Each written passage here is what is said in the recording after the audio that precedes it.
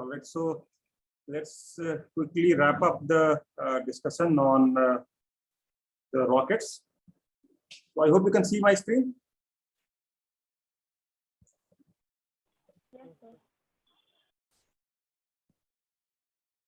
Abhishek, Yeah.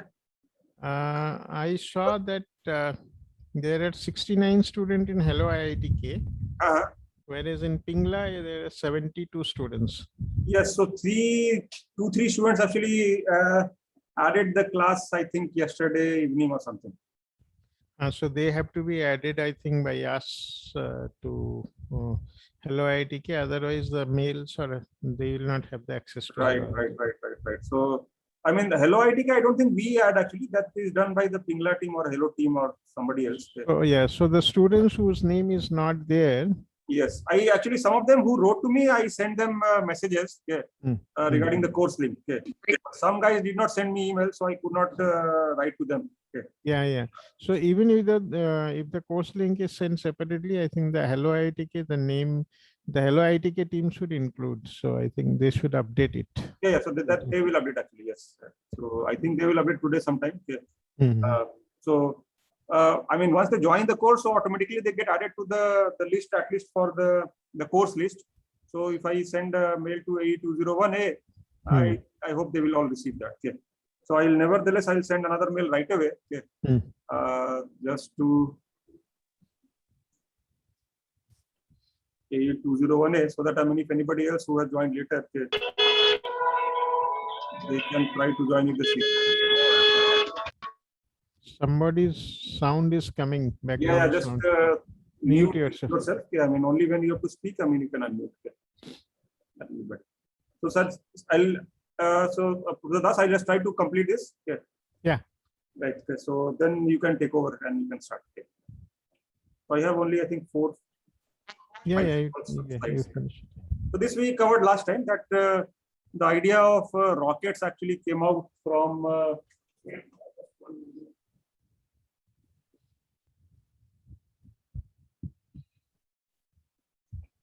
so the idea of rockets came out from China mostly, and then the idea of rockets reached Europe somewhat from India, because Britishers saw Indians using these rockets in Mysorean War by Tipu Sultan's army, and that's when William Congreve researched on the original design in 1801, and he experimented with various things like trying different propellant mixtures. He even added a metal rocket engine with a conical nose. And from UK it went to France, USA, etc. Around that time, I mean, the largest rocket used to weigh around like 14.5 kilograms, and they added a long stick to make it more stable, so that it would be having a smoother trajectory and so on. So this was something very interesting development. Post that work, William Hale modified design further so that the thrust was slightly vectored, causing a rocket to spin along its axis, that is to travel like a bullet. Because when they found that, I mean, see, the understanding basic fundamental physics of the rockets was not very well understood at that point of time. So the idea that, I mean, when a rocket actually is launched, there will be a point where we can say there is a center of pressure. There will be a point which would be center of gravity of the rocket. So idea that, I mean, what kind of positioning of center of gravity with respect to center of pressure has to be done was not there. And that's why they were attaching a stick. So stick actually brings the center of gravity somewhat down and helps it become more stable. And then William Hale actually went further. He saw that, I mean, there are projectiles which spin, and by motion, by virtue of spin, they actually become somewhat stable. So I'll come to that in a moment. But that, so he tried to make this vectored thrust, which would actually make the whole projectile, this rocket spin, and it would be more stable, and stick was not needed. So that is an interesting thing which he tried. And in 20th century, a lot of actually curiosity rose about interplanetary travel. A lot of science fiction stories were written by people such as Jules Verne, who is a very famous person with very fantastic imagination and interesting story writing. Similarly, H.G. Wells talked about time travel and space travel and so on. So that created a lot of curiosity. and it also caught attention of scientific community. So Konstantin Tsiolkovsky, who worked from 1857 1935, he was inspired by Verne and the idea of cosmic travel and so on. He published the exploration of cosmic space by means of reaction devices. So this was the first serious scientific work on space travel by a Russian person. So Tsiolkovsky's rocket equation, the principle that governs rocket propulsion, is named in his honor, and it advocated the use of liquid hydrogen and oxygen as propellants. So you see, I mean, way back, I mean, in the beginning of 19th century, probably he came up with these ideas, which he published in this technical literature, and that actually was widely accepted and gave rise to a lot of work. So here I have an interesting video. So you see a projectile being launched.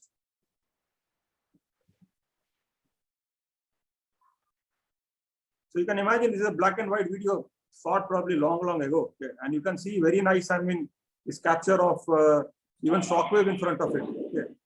So this video, I mean, you saw that there is a projectile, okay?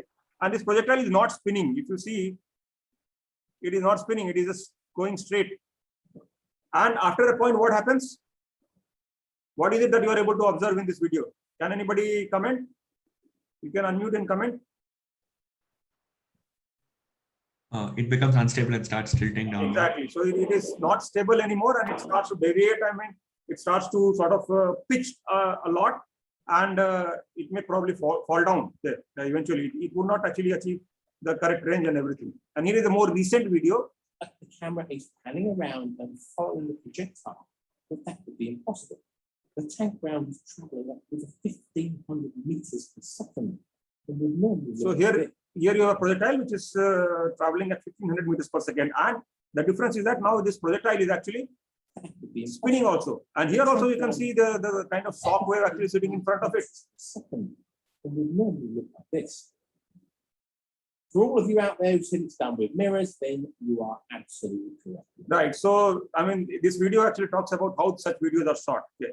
And these videos are shot by actually using a mirror, okay? Which tries to track this kind of thing. And so you're actually, the camera is pointing into the mirror and not directly trying to point on the projectile. Okay? So that's the old established technique of shooting videos like this.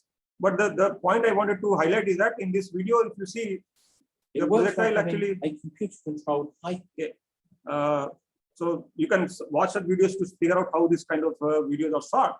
But more important thing is that this time the projectile, once it is launched, following the projectile, but that would be impossible. It actually does not deviate from its path.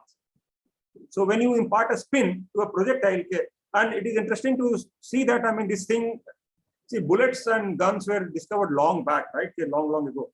And they were used in, I mean, wars, I mean, hundreds of years back. So people knew about projectiles, whether these projectiles were actually small bullets coming from a gun, or these were larger projectiles being launched from a what you call a cannon, okay, right? So irrespective of that, I mean, people were somewhat aware of the dynamics and the behavior of these projectiles, and that's where the idea came up that, okay, I mean, instead of launching a rocket which is not spinning, if I make it spin, it will be more stable. But nevertheless, those are some early works. Okay. So, I mean, of course, the fundamental question is that why is the spinning projectile more stable and the non-spinning projectile was not stable? Does anybody know the answer to this question?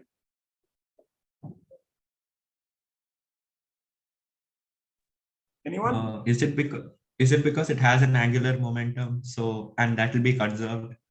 Right, good. So I mean, it will maintain trajectory. That actually has some contribution to it, but not fully. It's actually one component which contributes to its stability. You're right. So it will be gyroscopically stable. Okay. But you can see that, I mean, the moment of inertia is not going to be very high. Yes, it has very high rotational speed. So it is spinning at very high RPM of the order of tens of thousands. Yeah. But that alone will not work because it is not a flywheel. Okay. Sir, does it have to do something with the viscosity of air, that air around that rocket would be rotating, due to which the thrust to deviate upward or downward won't be there. A constant thrust won't be there. It would continue to rotate. That would not lead to deviation. Yes. So, I mean, when you are saying viscosity, actually you're talking about, I mean, aerodynamics, right? Yeah. Yes, sir. Effect of air around it. And actually that is where the clue is. There is something called Magnus effect. So if there is a flow past a rotating cylinder, it actually generates some force. So same thing happens here. There is a strong Magnus force and Magnus moment. And this Magnus moment actually keeps it stable for a really long time. So if you do a simple projectile simulation, and in that if you turn off the Magnus moment, you will see that the projectile will not actually remain stable for long. If you also turn out the spin, you will see it will actually become unstable very, very fast. So both the gyroscopic moment, which is less significant here because the moment of inertia is not very high. You can see that it's a longer projectile. It's not actually a very wider or taller projectile, right? If it was actually taller and moment of inertia was higher, then gyroscopic moment would have contributed more. But here the key factor is actually the Magnus effect, which you may get to see some. I mean, probably Dr. Das will talk about it. Some otherwise, I mean, you'll definitely be looking at that in other aerodynamics courses, I'm sure. Okay. So that's how, I mean, these things become stable, but it's a slight digression from rockets, because the current rockets do not actually spin. They don't require spinning. Anyway, so let's come back to the actual trajectory of the development of rockets. So, Sir, I had a small doubt. Sure. Yeah, why do we prefer to provide stability by Magnus effect rather than by the gyroscopic effect? You tell me. What is your understanding on that? Required? A lot higher RPM would be required, I guess. Not necessarily. I mean, the dimension will become very large. Okay. So my projectile, which is right now slender and long, it will have to be made very fat and short to increase the inertia very high. But with increased inertia, my frontal area will also become large. So drag will increase. What will increase? Drag. Exactly. So the resistive force that the increased area will be facing would actually retard my projectile much earlier than normally it would happen. So I would want it to be long and slender and not fat and short, right? So that is the idea. Yeah. All right. So French researcher, engineer Robert Peltier and German Hermann Oberth, and in America, Robert Goddard. So these three guys, along with the Konstantin Tsiolkovsky, is considered to be one of the founding fathers of modern rocket. So these four guys who were stationed in very different areas, 3 different continents at least, and 4 different countries, they all actually worked on the early ideas for rockets, and they contributed in different manners. So in 1912, Peltier published some lectures on rocket theory and space travel. He independently derived the rocket equation, which Tsiolkovsky has proposed. He did basic calculations about energy required for round trips to the moon and the planets. So he went to that kind of scale. It was clearly, I mean, a theoretical idea where he did some mathematical work, but still, I mean, it was an enormous contribution. Goddard, on the other hand, in America, who was inspired by H.G. Wells and his science fiction stories, he concluded that conventional solid fuel rockets needed to be improved to make it useful for space flight and so on. So he made these 3 observations. He said that fuel should be burned in a small combustion chamber instead of building the entire propellant container to withstand the high pressures. So earlier, what was happening is that, I mean, the place where the propellants were stored, that was the same place the combustion was happening. So a lot of pressure will build up inside that, and you have to make it very sturdy and so on. So he said that, I mean, we should separate out the combustion chamber with where the propellants are being stored. He also said that rockets should be arranged in stages. So it's a very, very critical conclusion, that rocket be sort of launched in stages. There would be different stages of the rocket. So this will again be discussed, I mean, in detail when we talk about rockets. And finally, the exhaust speed and the efficiency could be greatly increased to beyond speed of sound by using a delival nozzle. This concept was patented in 1914. And what is this delival nozzle? It's actually a converging diverging nozzle, which is very popular in aerospace. And people who deal with supersonic flows, they actually make use of this. And this is how actually the rocket nozzle looks like, which is basically a converging diverging nozzle. In 1923, Oberth published The Rocket into Planetary Space, a version of his doctoral thesis. When it was rejected by University of Munich, which is an interesting story. And like in the previous slide, you saw how Goddard actually came up with the idea of using a CD nozzle, which is converging diverging. So you see the nozzle initially converges. It comes to the minimum neck area here. So it's actually a cylindrical thing with this varying cross-sectional area. It's not a two-dimensional thing, it's a three-dimensional cylindrical object. Okay. But at every point, I mean, the cross-section area is changing. So it is converging initially, and then it diverges. So it's a very interesting thing actually. When you study the compressible aerodynamics, you'll get to know that initially the exhaust gases would actually be subsonic, and a diverging nozzle actually allows it to, increase. So it actually by fundamental law of continuity or mass conservation, the velocity will actually accelerate. It will increase as the area is reducing. And in the throat of the nozzle, the speed will come to Mach equal to 1, that is equal to the speed of sound. And when I use a diverging nozzle beyond this point, interestingly, this speed will continue to increase further, allowing me to reach supersonic speeds for the exhaust gases. And this actually dramatically enhances the efficiency and the performance of a rocket engine. And that's one of the key contributions of Goddard, who is clearly, I mean, in America, one of the leaders in this technology. Now, after all these theoretical contributions happened, the world engaged into two different world wars, right? And especially in the Second World War, there was a lot of focus on these rockets and missiles. And in Germany, some really amazing work was going on. While in America, not so much was happening. So in Germany, they came up with these V2 rockets. So these rockets were not meant for actually or designed for space travel. These were actually designed as missiles, which Germany eventually launched towards the Allied forces. Some were launched towards America, probably some towards Britain and so on. And this was quite a, remarkable feat given the time when it was built. These actually had operational range of 300 kilometers. These missiles could go 300 kilometers and carried 1,000 kilograms of warhead, which is quite amazing. So it was similar to most modern day rockets with turbo pumps, inertial guidance, and many other features. However, they were not very, very accurate because the guidance features were not so good. They had some mechanical gyros and they had some timer systems. So they would have mechanical timers, which would enable them to explode at some point of time. So just like the Mysorean rockets which Tipu Sultan's army used were completely useless, these were also not very useful. Most of them actually, they fell into open spaces or they exploded in the midair and those kind of things happened. But this was still a very, very remarkable achievement to have built such large rockets in terms of propulsive capability, in terms of lifting capacity, and so on. The accuracy and everything else was built in much later. Yeah. And so once the World War II ended, there was this mission which was called Mission Hairpin or something, Hairclip, I think, Hairclip.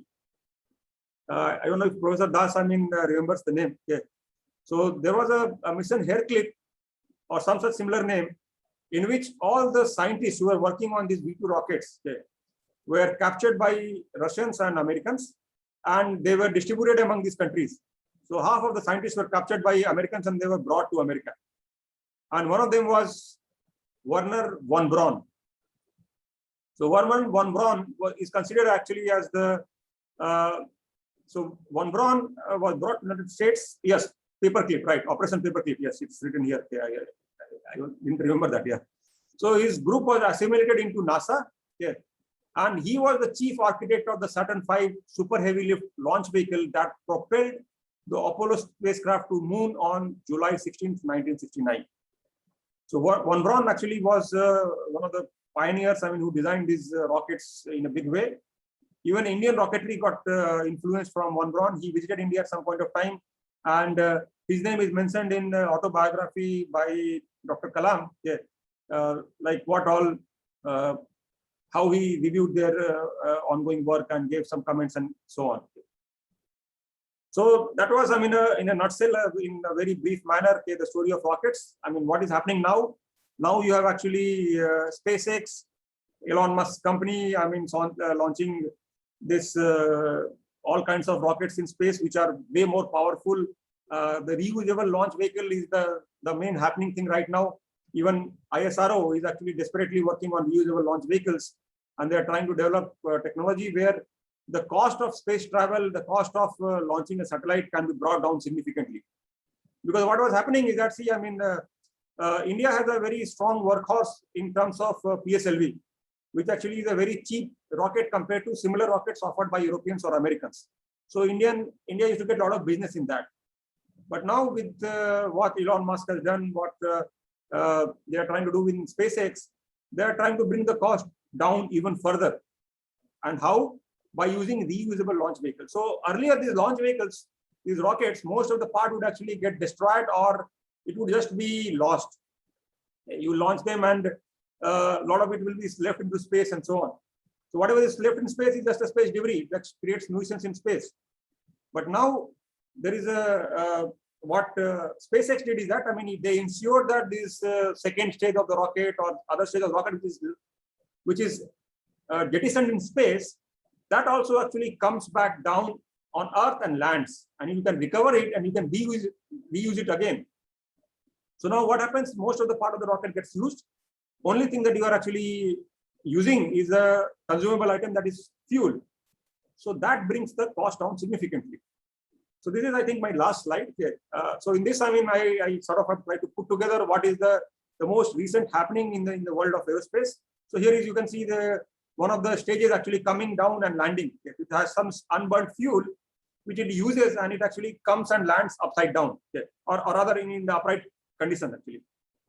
So so it comes and lands on a drone ship, which is waiting for it in open ocean. So what are the new challenges that we as aerospace engineers are facing right now? Development of hypersonic airplanes, where you can reach speeds greater than 5 Mach, which could even be used for not just for military purpose, but it should actually serve as a purpose for human transportation. So that could be a major game changer in the aviation space. On the other hand, now city commute is becoming more and more challenging, because every city, whether in India or abroad, they are now, everybody has cars, and it is becoming so congested that there is no space left to make further roads and allow for ground transportation. And that is what is actually inspiring the revolution in the domain of personal aerial vehicles, which is also called UAM, urban air mobility, where idea is to make this kind of flying cars, which you see here in the middle slide. So this is hypersonic test airplane from NASA. This is the rocket from SpaceX. And this is a personal aerial vehicle, single-seater vehicle, which is already in production in some extent. Recreational vehicles being sold as a recreational vehicle. It's a VTOL vehicle built by a company called Opener. Name of the aerial vehicle is Blackfly. So we'll talk about some of these vertical lift vehicles and so on when we discuss helicopters and rotary wing vehicles and so on. Then in the domain of helicopter itself, there is a lot of work going on for high-speed helicopters. Helicopters we can fly at double the speed of existing helicopters, which could again be a serious game changer in the realm of defense and so on. And like I mentioned, reusable launch vehicle, big area, manned mission to other planets. And recently we all witnessed, very recently, flight of an aerial vehicle on a different planet, that is on Mars. So a lot of exciting times happening for aerospace engineers. Great time to be an aerospace engineer and become an expert. A lot of exciting problems around us.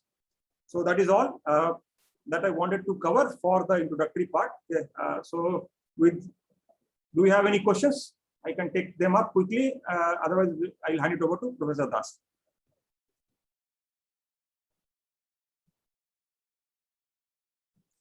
Any questions from anyone?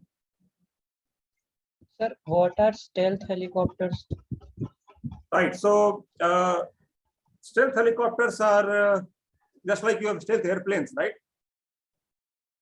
Are you familiar with stealth airplanes? No, sir. Achha, so stealth means something which is secretive, right? Something which is hidden.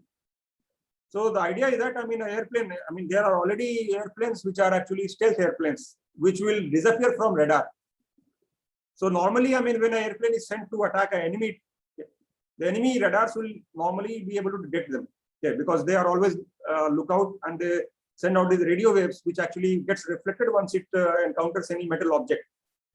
But with clever engineering, people have now come up with airplane designs which will disappear from radar. It will not reflect anything. It will either absorb or reflect it in the manner that it doesn't reach the original radar. So you won't be able to estimate that there is something coming towards you. So this stealth airplane technology has been there for quite some time. America has several such aerial vehicles. First stealth airplane was B-2 bomber and F-117. Both of them were in bomber category. They were subsonic airplanes. Then later on, Russians also developed their own systems, and other airplanes were also developed in that particular regime. Right now, the current generation, 5th generation fighter airplane is F-35 Lightning, which is also called Joint Strike Fighter, and that also is the stealth multi-role airplane. So similar to that line, now goal is to develop stealth helicopters. And Comanche was being developed like one, but then something else happened. Okay, so I'll touch upon those things again when we talk about helicopters. Any more questions? Thank you, sir. Abhishek, I just want to make a comment on that. Sure, please. Spinning projectile. Right. So, as Dr. Abhishek said, that the spinning projectiles, the spin actually creates a Magnus effect that we will talk about when we will be discussing aerospace thing. But actually, the spinning creates a force like, let's say, lift force or upward or downward force, depending on the direction of the spin. That was first discovered by Robbins. Okay, so Benjamin Robbins first discovered that in 1761. He was working in East India Company in Chennai, and when they were throwing these cannon balls, he was observing that cannon balls were not actually going into the direction they wanted to hit the ships. That time the war was mainly in sea. So this cannonball deviation, so that's a spherical ball. So when the sphere, when you throw it through from a cannon, so it will have some spin, and he was seeing that it was getting deviated. So he wrote a paper at that time, which was published in Indian Journal. And today, many of